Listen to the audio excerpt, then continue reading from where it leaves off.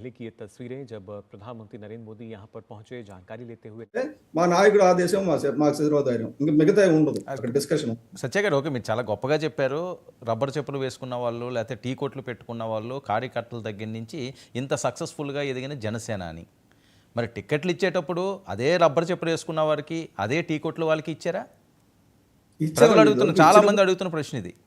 అదే నేను చెప్తాను, దానికి సమాధానం చాలా మంచి ప్రశ్న అడిగారు. సమాధానం ఏంటంటే ఇదివరకు 2019లో అలాంటి వాళ్ళకి ఇచ్చారు. అలాగే ఇదివరకు ప్రజారాజ్యం అనేది కూడా పవన్ కళ్యాణ్ గారి పార్టీ, చాలా మంది చిరంజీవి గారి పార్టీ అనుకుంటారు కానీ కాదు. ప్రజారాజ్యంలో కూడా మనమ్మ అన్న ఆవిడ తీసుకెళ్లి ఆ టికెట్ ఇచ్చారు, మొట్టమొదటి టికెట్. ఇప్పుడు బస్ కండక్టర్ కొడుక్కి టికెట్ ఇచ్చారు, అవన్నీ తాపీ మేస్త్రి కొడుకులకి ఇచ్చారు. ఇప్పుడు 2019లో అన్ని దగ్గర ఓడిపోయారు. వ్యూహం మార్చి ఇలా కాదు, మనం ముందు గెలుపు పెడదాం, తర్వాత మనం వ్యూహాలకు తీసుకొద్దాం అని చెప్పేసి పెట్టారు. నేనేమంటానంటే ఎప్పుడు కూడా కత్తి అనేది సర్జరీకి వాడొచ్చండి, చంపడానికి వాడొచ్చు. ప్రస్తుతానికి పవన్ కళ్యాణ్ గారు సర్జరీ చేస్తున్నారు. నాకు తెలుసు ఆయన ఆలోచన విధానం ఎటువంటిదో ఎక్కడ ఉంటుందో.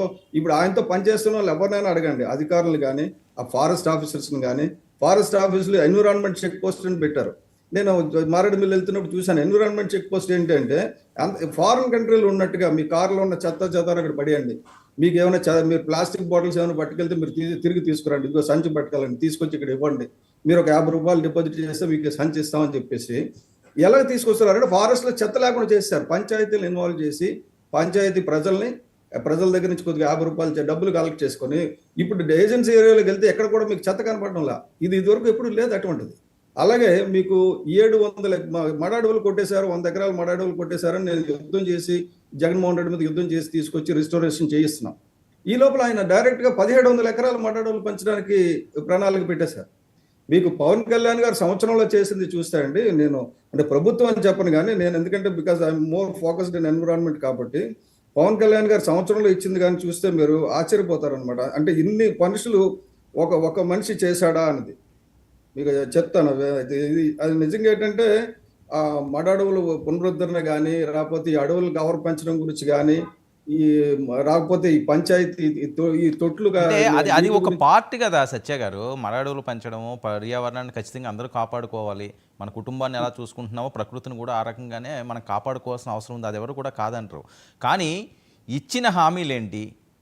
పవన్ కళ్యాణ్ గారు చెప్పిన మాట ఏంటండి?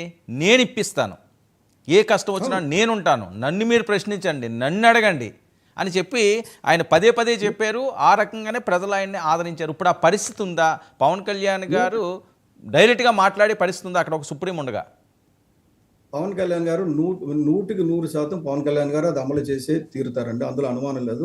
నిన్న కాక మొన్న మహానాడులో జరిగినప్పుడు కూడా చంద్రబాబు నాయుడు గారు కూడా సూపర్ 6లో ఏ ఒక్కటి వదలకుండా అమలు చేసి తీరుతాం, మీరు ఎల్లెళ్ళకి వెళ్ళి చెప్పండి అని చెప్పారు.